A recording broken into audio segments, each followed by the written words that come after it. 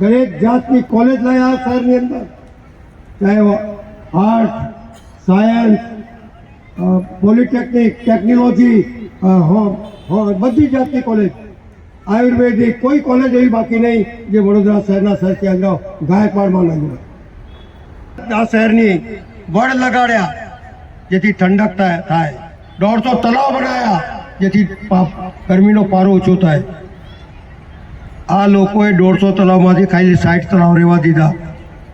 બધા વડ જે બી કાર્યરત છે, આજ મહીસાગરમાંથી પાણી આવે છે. સૌથી પહેલા ગેસ આ ગુજરાત આખા હિન્દુસ્તાનમાં આ વડોદરા શહેરમાં આવી ગયો જે ઠાકોરભાઈ લાયા. એવા અનેક કામ થયા. આમના શાસનમાં શું થયું એ હું તમને પૂછું છું.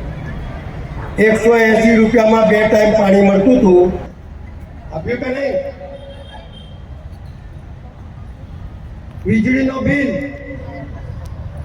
100 કેટલું આવે છે? આવે છે એટલે છે.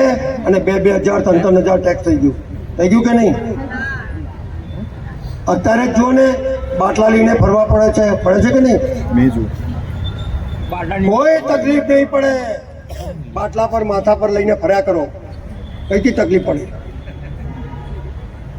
કારણ કે અક્કલ વગરના કોચવીર લોકો બેઠા છે. તમે એક બી વસ્તુ એવી બતાવો કે જે મોંઘી ના થઈ હોય. પાછા શું કે છે, અમારા શાસનમાં આ રોડ બનાવ્યો, આ રોડ. તમારા બાપાના પૈસા ન હોય. લોકો જે ટેક્સ ભરે છે, ચાહે દૂધનો હોય, ઘઉંનો હોય, બૂટના હોય, ચપ્પલના હોય, કપડાના હોય, દરેક જાતનો ટેક્સ લોકો ભરે છે. અને દરેક